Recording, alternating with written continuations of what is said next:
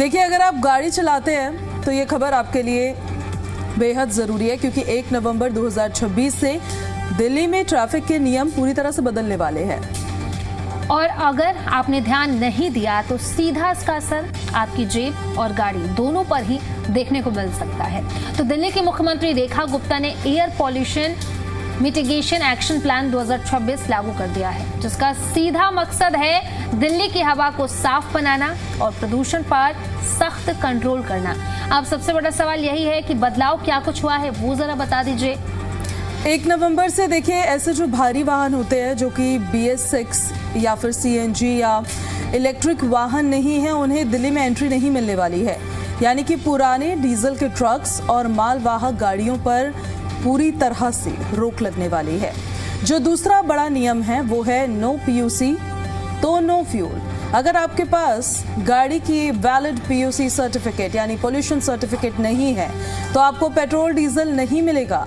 इसके लिए ANPR camera और डिजिटल सिस्टम लगाए जाएंगे ताकि कोई भी नियम तोड़कर बच न सके। अगर दिल्ली में प्रदूषण ज्यादा बढ़ता है तो सरकार तुरंत कदम उठाएगी, जैसे कि ऑफिस टाइम में बदलाव, वर्क फ्रॉम होम लागू करना और कुछ वाहनों पर अतिरिक्त रोक लगाना। पब्लिक ट्रांसपोर्ट और EV पर जोर देना। सरकार चाहती है कि लोग अपनी गाड़ी कम करें और पब्लिक ट्रांसपोर्ट ज्यादा इस्तेमाल करें। अब मुझे ऐसा लगता है कि लोगों को पब्लिक ट्रांसपोर्ट ज्यादा इस्तेमाल करना चाहिए, क्योंकि एक तो पैसे भी बचेंगे और साथ ही साथ जो आम लोग हैं वो कहीं ना कहीं दिल्ली के प्रदूषण से भी बच सकेंगे। बिल्कुल, प्रदूषण से तो बच जाएंगे, पैसे भी बच जाएंगे, लेकिन जो बड़ा सवाल यहाँ पर खड़ा होता है वो ये है सोनाली कि क्या पब्लिक ट्रांसपोर्ट में उतनी सुविधाएं लोगों को मिल पा रही है? क्या time to time public transport लोगों के लिए अवेलेबल है, या फिर उनको अगर उनका क्या टाइम बच रहा है, उनकी किस समस्या से का समाधान हो रहा है तो वो पब्लिक ट्रांसपोर्ट की तरफ जाएंगे। लोग यूजुअली, जैसे देखिए आप, हम या मोस्टली लोग अपने वाहनों का इस्तेमाल इसलिए करते हैं ताकि पहला तो हमारा टाइम बचे, दूसरा जो हमें परेशानी होती है कि हमें अपने घर के पास नहीं मिलता है वो पब्लिक ट्रांसपोर्ट, उसके लिए हमें दूर जाना होगा। क्या उसकी जो कनेक्टिविटी है वो इतनी प्रॉपर है कि वो लोगों तक पहुंच पा रही है और लोग फिर अपने वाहनों को छोड़कर पब्लिक ट्रांसपोर्ट की तरफ आगे बढ़े? तो ये भी सुनिश्चित करना होगा। केवल ये नहीं कि आपने अपील कर दी कि दिल्ली की पब्लिक, आप पब्लिक के ट्रांसपोर्ट को इस्तेमाल करिए, तो वो इस्तेमाल करने लग जाएंगे। वो इस्तेमाल तब करेंगे जब उनकी किसी समस्या का समाधान होगा। जैसे मैंने एक बहुत अच्छी चीज नोटिस की थी तब जब आप गुरुग्राम से नोएडा की तरफ आते हैं या नोएडा से गुरुग्राम जा रहे हैं या दिल्ली से नोएडा या गुरुग्राम जा रहे हैं, तो आपको रिंग रोड पे बहुत ज्यादा ट्रैफिक मिलता है, आपका बहुत ज्यादा समय वहां पर खराब होता है। लेकिन मेट्रो में आपको एक तो फायदा ये कि आप AC में बैठे हुए हैं, गर्मी के वक्त में आपके लिए बड़ी राहत होती है वो। दूसरा ये कि आपको खुद ड्राइव नहीं करना पड़ रहा है। तीसरा ये कि आपका टाइम बच रहा है, तो लोग फिर उस रूट पे ज्यादा ट्रैवल करने लगे। और आपने ये भी देखा होगा येलो लाइन और ब्लू लाइन पर इसी वजह से सबसे ज्यादा क्राउड होता है लोगों का। तो ये बहुत जरूरी है कि आप नियमों में बदलाव कर रहे हैं, आप पब्लिक से अपील कर रहे हैं, लेकिन उनकी किसी समस्या का समाधान हो तब लोग उस तरफ आगे बढ़ेंगे। बिल्कुल। अब इसी को देखते हुए साल 2028-29 तक बसों की संख्या बढ़ाकर 13,760 करने का टारगेट भी रखा गया है। और खास बात यह है कि ज्यादातर बसें इलेक्ट्रिक होंगी, साथ ही 32,000 EV चार्जिंग पॉइंट भी लगाए जाएंगे ताकि इलेक्ट्रिक गाड़ियों को बढ़ावा मिल सके। क्योंकि लोग इलेक्ट्रिक गाड़ियां जब खरीदते का सोचते हैं तो उसके पहले ये सोचते हैं कि चार्ज कहाँ करेंगे, और लंबी दूरी तय वो नहीं कर सकते हैं। तो इसके लिए भी अब सरकार की तरफ से कदम उठाए जा रहे हैं। जाम और इसी के साथ साथ धूल पर भी सरकार जो है कंट्रोल करना चाहती है। दिल्ली के 62 बड़े जाम पॉइंट्स को ठीक किया जाएगा। स्मार्ट ट्रैफिक सिस्टम और पार्किंग मैनेजमेंट लागू होगा और धूल रोकने के लिए सड़कों पर पानी का भी छिड़काव किया जाएगा। एंटी स्मॉग गन और साथ ही साथ मिस्ट स्प्रे सिस्टम लगाए जाएंगे। और इसी के साथ साथ और भी बहुत सारे कदम उठाए जाएंगे, जैसे कि कचरा और लैंडफिल खत्म करने का भी अब लक्ष्य रखा गया है सरकार की ओर से। देखिए, ये चीज़ बहुत अच्छी है कि आप केवल सर्दियों का इंतज़ार नहीं कर रहे हैं कि जब विंटर सीजन आएगा, क्योंकि उस वक्त में ऐसा होता है कि हवा की रफ्तार एकदम ठहर जाती है और फिर जो प्रदूषित कण होते हैं वो हवा में ठहर जाते हैं और पोल्यूशन के रूप में हम उसे देखते हैं। क्योंकि पोल्यूशन दिल्ली के लिए कोई एक सीजन की समस्या नहीं है। पोल्यूशन दिल्ली के लिए सारे महीनों की सजा है और उस पर आप पूरे साल काम करेंगे, तब जाके आपको उसके कुछ रिजल्ट्स मिलेंगे, तब जाके आपके जो गुड डेज हैं उनकी संख्या और ज़्यादा बढ़ेगी, जो बैड डेज हैं उनकी संख्या कम होगी। तो सरकार ने ये बड़ा लक्ष्य रखा है और सरकार ओखला लैंडफिल साइट जो है जुलाई 2026 तक, भलसवा दिसंबर 2026 तक और गाजीपुर 2027 तक खत्म करने का प्लान भी बना रही है। टेक्नोलॉजी पर भी और ज़्यादा सख्ती होने वाली है। सीधी बात अब ये है कि नियमों के हिसाब से चलेंगे तो उसके बाद आपको आसानी रहेगी, नहीं तो आपको समस्याओं का सामना करना पड़ सकता है। बिल्कुल। अब पूजा, इसी के साथ खबरों में हम आगे बढ़ते हैं। दिल्ली नगर निगम यानी कि दिल्ली नगर निगम के ओखला लैंडफिल साइट से यमुना खादर क्षेत्र में अवैध कचरा डंपिंग के आरोपों को खारिज किया गया है। अब निगम के मुताबिक ये जो रिपोर्ट्स हैं वो भ्रामक हैं और तथ्यों पर आधारित नहीं है। एमसीडी ने स्पष्ट किया है कि यहाँ से केवल बायो माइनिंग प्रक्रिया से निकली इंसर्ट और C&D सामग्री ही निस्तारित स्थल तक भेजी जा रही हैं, जो NTPC बदरपुर इको पार्क के पास भूमि भराव के लिए उपयोग हो रही है। और वहीं इस पर निगम का क्या कुछ कहना है वो भी जरा बता दीजिए पूजा। निगम का कहना देखिए इस पे ये है कि यमुना के बाढ़ क्षेत्र में कोई भी कच्चा कचरा जो है वो नहीं डाला जा रहा है। साथ ही एमसीडी ने लोगों से भी अपील की है कि वो अफवाहों पर ध्यान ना दें। तो यमुना खादर में कचरा डालने से तो इनकार साफ तौर पर सरकार की तरफ से कर दिया गया है और ओखला से अवैध डंपिंग के आरोप जो लग रहे थे, क्योंकि विपक्ष काफी भुनाता है इन मुद्दों को, एक रिपोर्ट भी आई थी उसको भी पूरी तरीके से खारिज कर दिया गया है। एमसीडी ने रिपोर्ट्स को भ्रामक बताया है। दिल्ली नगर निगम ने ओखला लैंडफिल साइट से यमुना खादर क्षेत्र में अवैध कचरा डंपिंग के आरोपों को खारिज कर दिया है और निगम के मुताबिक ये रिपोर्ट्स भ्रामक है, तथ्यों पर आधारित नहीं है। तो ये साफ तौर पर नगर निगम की ओर से कहा गया है और ये भी स्पष्ट किया गया है कि यहाँ से केवल बायो माइनिंग प्रक्रिया से निकली इनर्ट और C&D सामग्री ही निर्धारित स्थल तक भेजी जा रही है, जो NTPC बदरपुर इको पार्क के पास भूमि भराव के लिए उपयोग हो रही है। और साथ ही साथ इस पर निगम का ये भी कहना है कि यमुना के बाढ़ क्षेत्र में कोई कचरा यानी कि कच्चा कचरा जो है वो नहीं डाला जा रहा है। साथ ही एमसीडी ने लोगों से भी अपील की है कि वो अफवाहों पर ध्यान न दें। तो देखिए इसको लेकर कई तरह के सवाल उठने लगे थे और ये पूछा जाने लगा था कि क्या ये रिपोर्ट्स जो सामने आ रही है वो सच है, और अगर ऐसा है तो फिर ये एक बहुत बड़ी लापरवाही होती है, एक बहुत बड़ा फेलियर होता। लेकिन नगर निगम ने इसमें अपनी क्लैरिटी दे दी है और उन्होंने क्लियरली बताया है कि ओखला लैंडफिल साइट से यमुना खादर क्षेत्र में अवैध कचरा डंपिंग के आरोपों को खारिज करते हैं हम। निगम के मुताबिक ये रिपोर्ट्स पूरी तरह से भ्रामक है और तथ्यों पर आधारित नहीं है। एमसीडी ने स्पष्ट किया है कि यहाँ से केवल बायो माइनिंग प्रक्रिया से निकली इनर्ट और C&D सामग्री ही निर्धारित स्थल तक भेजी जा रही है। ये उनकी तरफ से कहा गया है कि रिपोर्ट्स पर आपको ध्यान नहीं देना होगा, ये क्लैरिटी निगम की तरफ से दी गई है। और चलिए आगे बढ़ते हैं अब सोनाली, और एक और खबर बता देते हैं अपने दर्शकों को। राजधानी दिल्ली में रहने वालों के लिए एक बड़ी राहत की खबर ये सामने आई, क्योंकि अब ड्राइविंग लाइसेंस और गाड़ी से जुड़े काम करवाना पहले से कहीं ज्यादा आसान होने वाला है।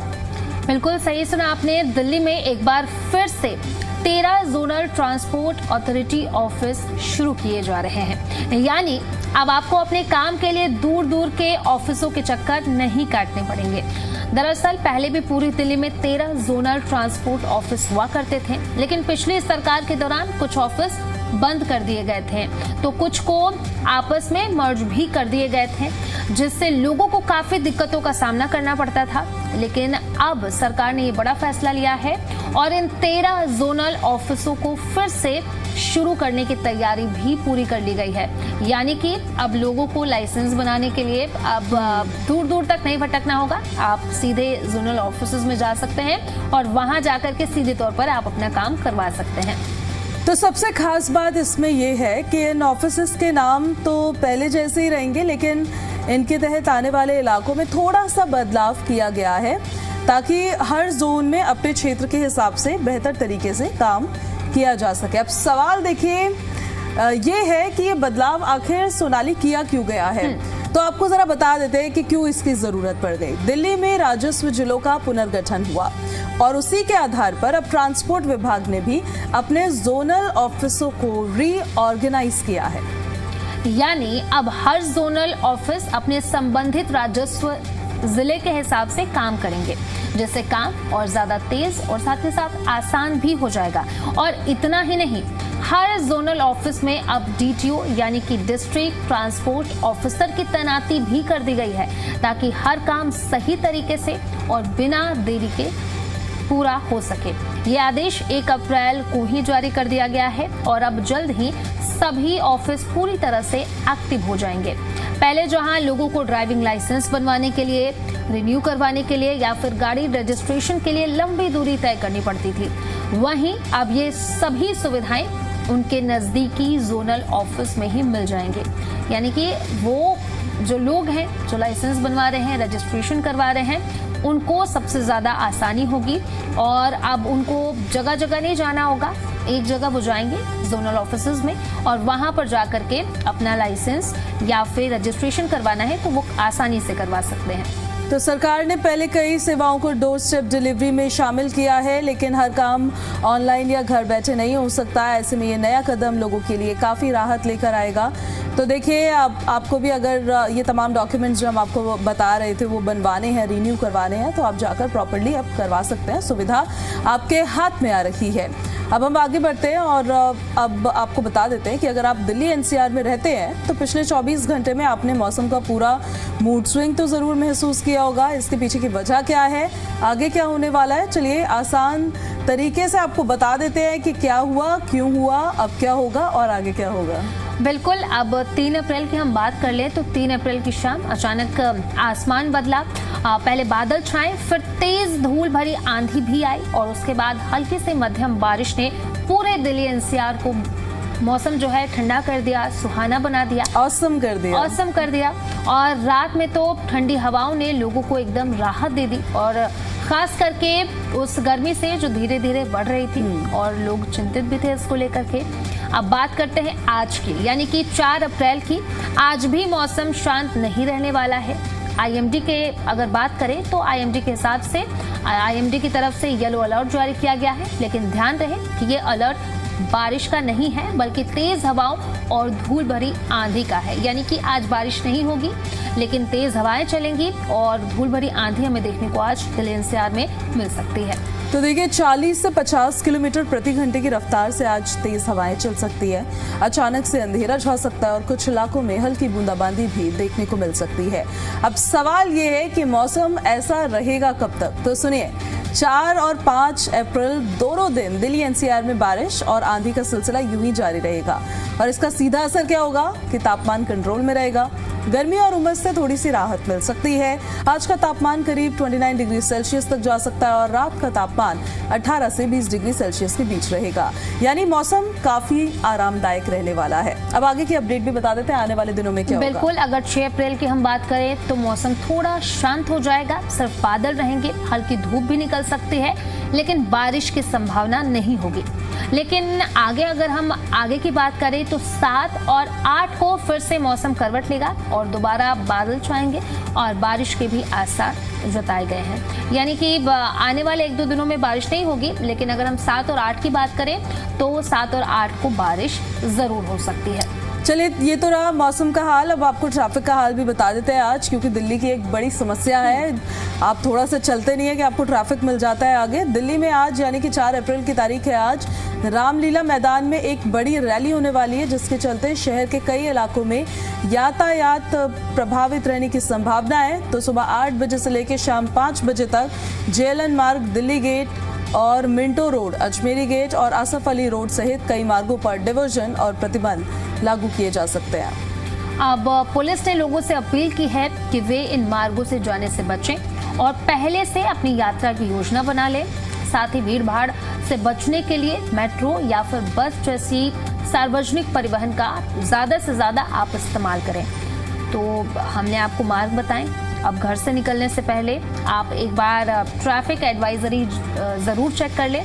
आप एक्स पर जा सकते हैं और दिल्ली ट्रैफिक पुलिस का एक्स हैंडल आप चेक कर सकते हैं, वहां पर एडवाइजरी आप चेक कर सकते हैं। हमने भी वहीं से बताया और हमने भी वहीं से बताया है। और साथ ही साथ आप गूगल मैप का इस्तेमाल जरूर कर सकते हैं, वहां से देख सकते हैं। और अगर आप इन रास्तों पर जाने की सोच रहे हैं या फिर रामलीला मैदान के आसपास से अगर आप जाने का प्लान कर रहे हैं, तो जाने से पहले आप एक बार एडवाइजरी और साथ ही साथ गूगल मैप का सहारा जरूर लें। बिल्कुल, क्योंकि जब रास्ते डाइवर्टेड होते हैं किसी रैली की वजह से तो वहाँ बड़े भीषण जाम में फंस जाते हैं और फिर आपके 1-2 घंटे कहाँ जा रहे हैं आपको पता नहीं लगता है। और टाइम भी ऐसा है, सुबह 8 बजे वैसे भी पीक आवर होता है, उस टाइम पे वैसे ही बहुत ट्रैफिक होता है। और अगर आप इस ट्रैफिक डिवीजन की वजह से दूसरी जगह ट्रैफिक में फंस रहे हैं तो आप समझिए आपको उस ट्रैफिक में जितना समय लगता है उससे 1 घंटा और एक्स्ट्रा ही लेके आपको चलना होगा। तो इसलिए आपको पहले ही बता दे रहे हैं हम। तो ये तो देखिए ट्रैफिक की एडवाइजरी है जो हम आपको बता रहे हैं, सुबह 8 बजे से लेके शाम के 5 बजे तक किन किन स्थानों पर यातायात प्रभावित रह सकता है या परिवर्तित रह सकता है या प्रतिबंध रह सकता है। इसके अलावा अब हम फटाफट से ये भी बता देते हैं कि सरकारी नौकरी है और जिसकी तैयारी अगर जो लोग भी कर रहे हैं तो उन युवाओं के लिए एक बड़ी खुशखबरी है, तो आप भी जान लीजिए जरा। बिल्कुल, सरकारी नौकरी की तैयारी कर रहे युवाओं के लिए खुशखबरी है। भारत तिब्बत सीमा पुलिस यानी कि ITBP ने कांस्टेबल पदों पर भर्ती का नोटिफिकेशन जारी कर दिया है। इस भर्ती के तहत कांस्टेबल, बार्बर, कांस्टेबल, वॉशरमैन के पदों पर योग्य उम्मीदवारों से आवेदन मांगे गए हैं। और खास बात यह है कि आवेदन प्रक्रिया शुरू हो चुकी है और उम्मीदवार 28 अप्रैल 2026 तक ऑनलाइन आवेदन कर सकते हैं। तो ये जो आखिरी तारीख है याद रखिए 28 अप्रैल 2026, क्योंकि कई बार ऐसा होता है कि हम आखिरी दिन का इंतजार करते हैं और आखिरी दिन जो है यूं ही निकल जाता है। तो अगर आप 10वीं पास हैं और संबंधित ट्रेड में योग्यता रखते हैं तो ये मौका आपके लिए बेहद खास है और सुनहरा है। आप यहाँ पर जाकर के अप्लाई कर सकते हैं। जो एज लिमिट है उम्मीदवारों की वो मिनिमम 18 होनी चाहिए और जो मैक्सिमम है 23 होनी चाहिए। आरक्षित वर्ग के उम्मीदवारों को नियम अनुसार छूट भी दी जाएगी। सैलरी की बात करें तो इन पदों पर चयनित उम्मीदवारों को हर महीने 19,900 रुपए से लेकर 63,200 रुपए का वेतन मिलेगा। आवेदन प्रक्रिया पूरी तरह से ऑनलाइन रखी गई है और इसके लिए उम्मीदवारों को ITBP की आधिकारिक वेबसाइट पर जाकर रजिस्ट्रेशन करना होगा, जरूरी दस्तावेज अपलोड करने होंगे और फीस को जमा करना होगा। फीस की अगर बात करें तो सामान्य और OBC वर्ग के उम्मीदवारों को 100 रुपए तक का भुगतान करना होगा, जबकि SC वर्ग के उम्मीदवारों को फीस में छूट दी गई है, उनको कोई फीस पे नहीं करनी होगी। तो अगर आप भी देश सेवा के साथ एक सुरक्षित करियर की तलाश में हैं, तो इस मौके को हाथ से ना जाने दें और समय रहते हुए आवेदन कर लें। आखिरी तारीख की हम बात करें तो 28 अप्रैल 2026 है, यानी कि 28 अप्रैल से पहले आप इसके लिए आवेदन कर लें। अब इसी के साथ हम खबरों में आगे बढ़ते हैं पूजा, और अपने दर्शकों को सोना और चांदी दोनों की कीमतें क्या हैं आज वो जरा बता देते हैं, क्योंकि सोने और चांदी की चमक जितनी तेजी से बढ़ती थी अब उतनी ही तेजी से इसकी चमक जो है वो कम हो रही है। तो सोने के भाव की अगर बात करें तो 1,51,090 रुपए पर 10 ग्राम के हिसाब से। चांदी की क्या कुछ कीमत है वो जरा बता दीजिए पूजा। चांदी के दाम आज है 2,49,900 रुपए पर 1 किलोग्राम। ये चांदी का भाव आज का बताया जा रहा है और कल से चांदी के भाव में तो बिल्कुल भी चेंजेस नहीं आए हैं सोनाली, लेकिन हाँ गोल्ड प्राइसेस में जरूर चेंजेस आए हैं। बिल्कुल, अब चले इसी के साथ हम खबरों में आगे बढ़ते हैं। अगर आज आपकी गाड़ी फ्यूल स्टेशन की ओर रुख करने वाली है तो जरा रुकिए। सबसे पहले हम आपको कीमतें बता देते हैं। अगर दिल्ली की बात करें तो दिल्ली में पेट्रोल की कीमत है 94.77 पर लीटर, डीजल की कीमत है 87.67 प्रति लीटर और साथ ही साथ सीएनजी की कीमत है 77.09 प्रति किलोग्राम। नोएडा में पेट्रोल की कीमत है 94.74 पर लीटर, डीजल की कीमत है 88 रुपीस पर लीटर और सीएनजी के दाम है 85.70 पर किलोग्राम। तो इसी के साथ साथ गुरुग्राम में 95.36 पर लीटर और डीजल के दाम गुरुग्राम में है 88.09 पर लीटर और सीएनजी के दाम है 82.12 पर किलोग्राम। ये फ्यूल प्राइसेस है दिल्ली, नोएडा और गुरुग्राम यानी दिल्ली NCR में क्या है आज पेट्रोल, डीजल और सीएनजी के दाम वो दिखा रहे हैं आपको।